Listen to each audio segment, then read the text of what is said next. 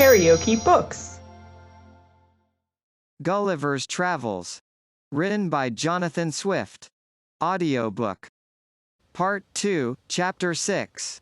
Several contrivances of the author to please the king and queen. He shows his skill in music. The king inquires into the state of Europe, which the author relates to him. The king's observations thereon. I used to attend the king's levee once or twice a week, and had often seen him under the barber's hand, which indeed was at first very terrible to behold. For the razor was almost twice as long as an ordinary scythe. His Majesty, according to the custom of the country, was only shaved twice a week. I once prevailed on the barber to give me some of the suds or lather, out of which I picked 40 or 50 of the strongest stumps of hair.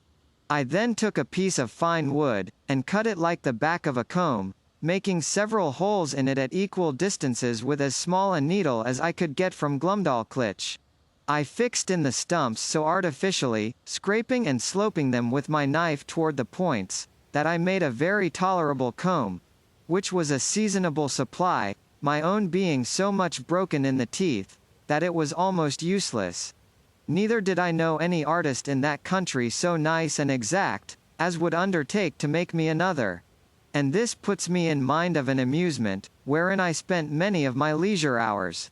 I desired the Queen's woman to save for me the combings of Her Majesty's hair, whereof in time I got a good quantity, and consulting with my friend the cabinetmaker, who had received general orders to do little jobs for me, I directed him to make 2 chair frames, no larger than those I had in my box, and to bore little holes with a fine awl, round those parts where I designed the backs and seats. Through these holes I wove the strongest hairs I could pick out, just after the manner of cane chairs in England. When they were finished, I made a present of them to Her Majesty, who kept them in her cabinet, and used to show them for curiosities, as indeed they were the wonder of every one that beheld them.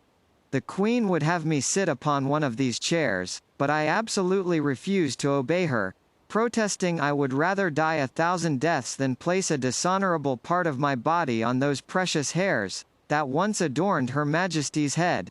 Of these hairs, as I had always a mechanical genius, I likewise made a neat little purse, about 5 feet long, with Her Majesty's name deciphered in gold letters, which I gave to Glumdalclitch, by the Queen's consent. To say the truth, it was more for show than use, being not of strength to bear the weight of the larger coins, and therefore she kept nothing in it but some little toys that girls are fond of. The king, who delighted in music, had frequent concerts at court, to which I was sometimes carried, and set in my box on a table to hear them. But the noise was so great that I could hardly distinguish the tunes. I am confident that all the drums and trumpets of a royal army, beating and sounding together just at your ears, could not equal it. My practice was to have my box removed from the place where the performers sat, as far as I could, then to shut the doors and windows of it, and draw the window curtains. After which I found their music not disagreeable. I had learned in my youth to play a little upon the spinet. Glumdalclitch kept one in her chamber, and a master attended twice a week to teach her. I called it a spinet, because it somewhat resembled that instrument, and was played upon in the same manner. A fancy came into my head, that I would entertain the king and queen with an English tune upon this instrument.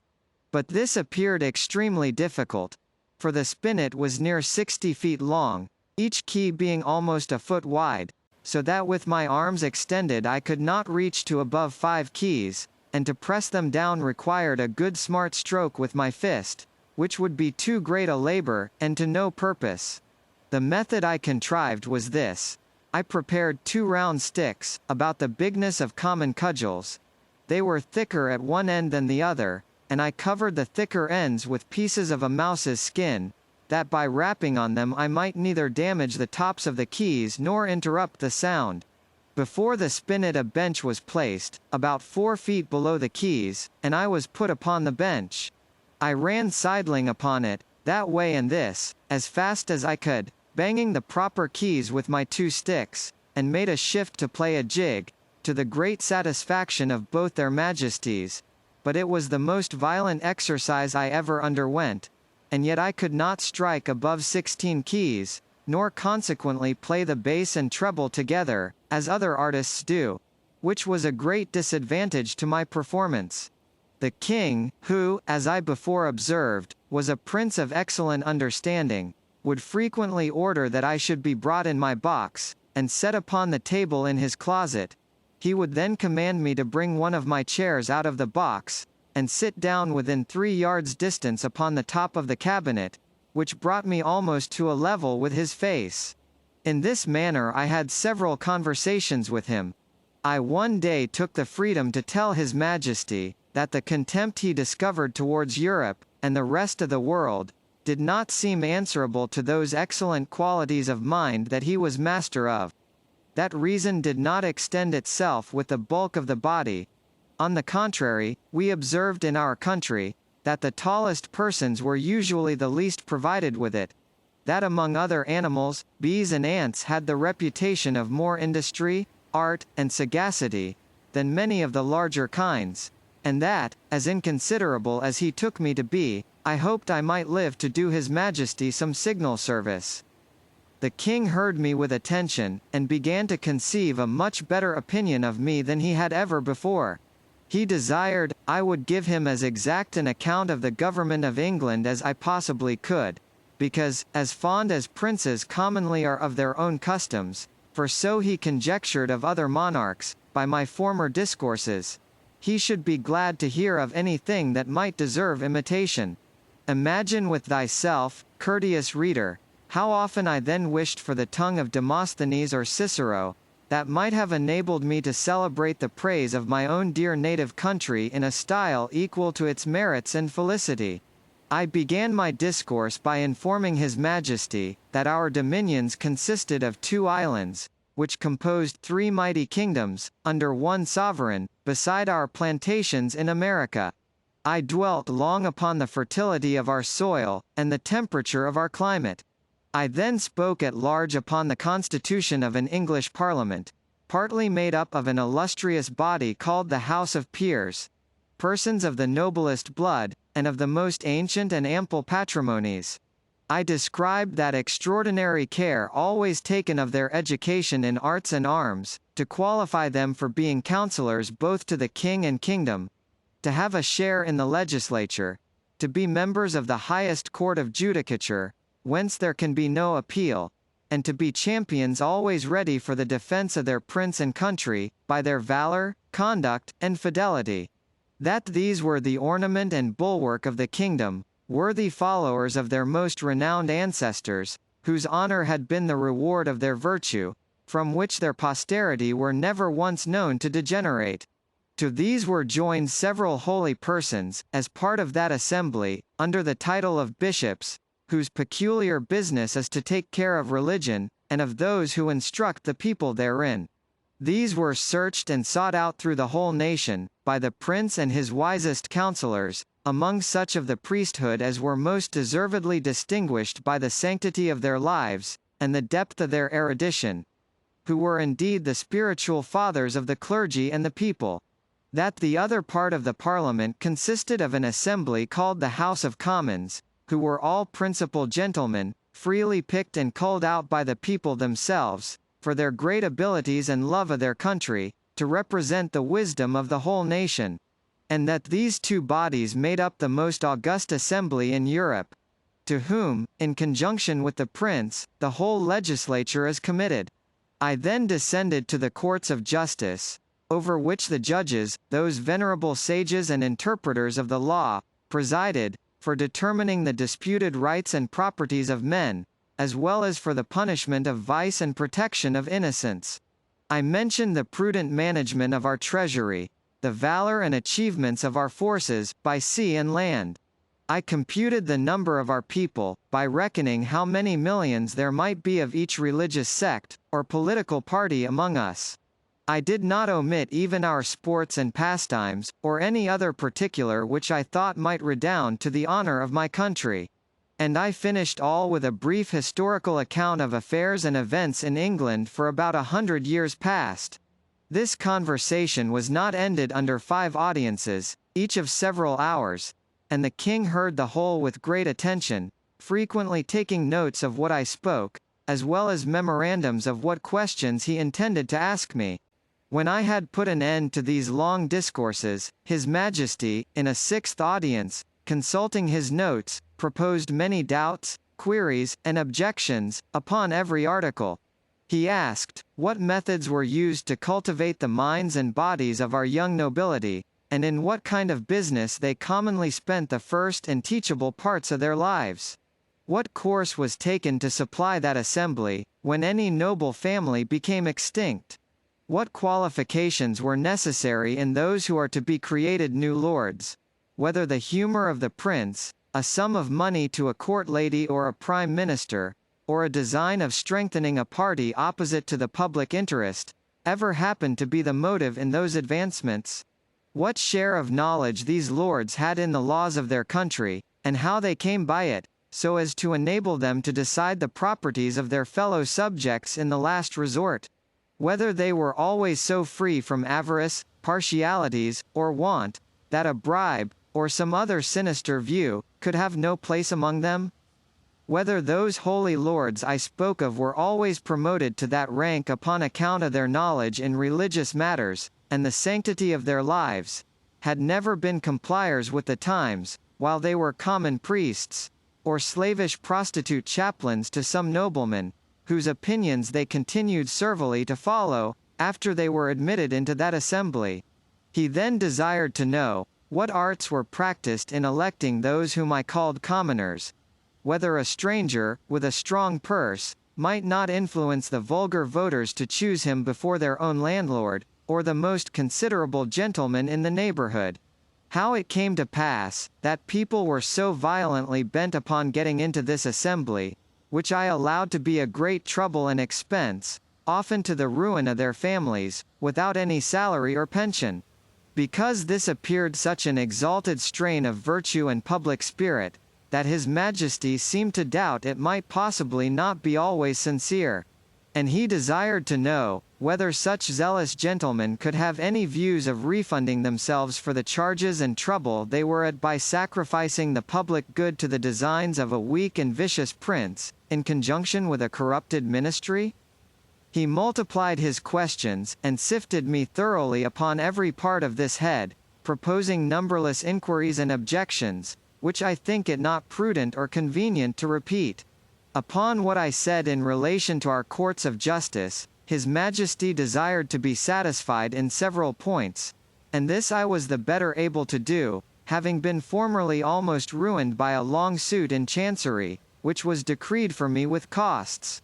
He asked, what time was usually spent in determining between right and wrong, and what degree of expense? Whether advocates and orators had liberty to plead in causes manifestly known to be unjust, vexatious, or oppressive? Whether party, in religion or politics, were observed to be of any weight in the scale of justice?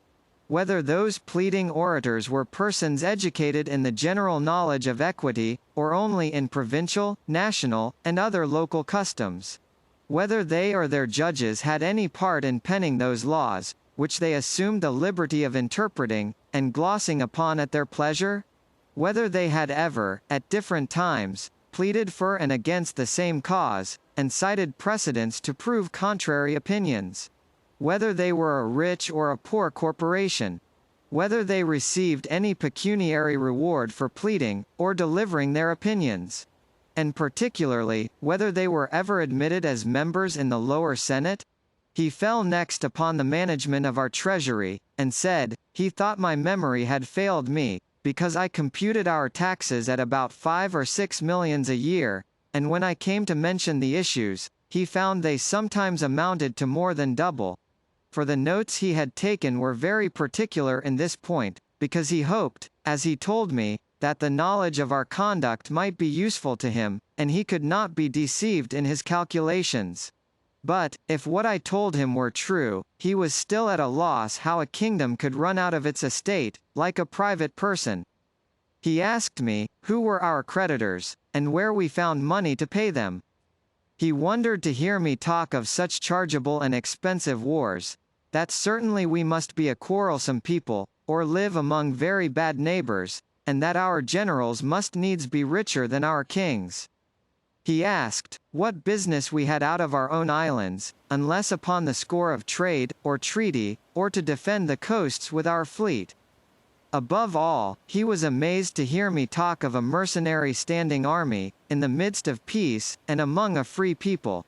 He said, if we were governed by our own consent, in the persons of our representatives, he could not imagine of whom we were afraid, or against whom we were to fight, and would hear my opinion, whether a private man's house might not be better defended by himself, his children, and family, than by half a dozen rascals, picked up at a venture in the streets for small wages, who might get 100 times more by cutting their throats.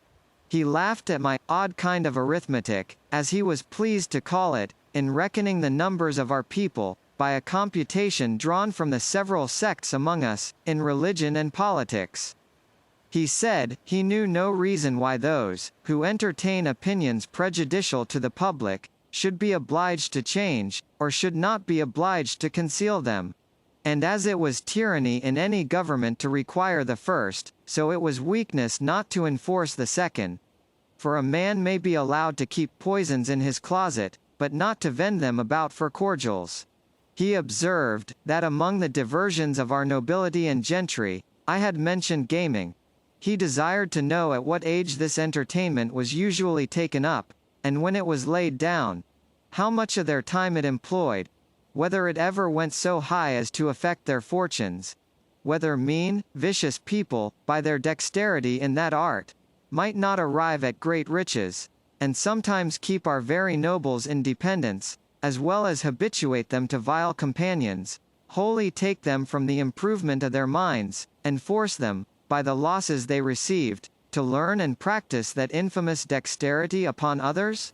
He was perfectly astonished with the historical account I gave him of our affairs during the last century, protesting, it was only a heap of conspiracies, rebellions, murders, massacres, revolutions, banishments, the very worst effects that avarice, faction, hypocrisy, perfidiousness, cruelty, rage, madness, hatred, envy, lust, malice, and ambition, could produce.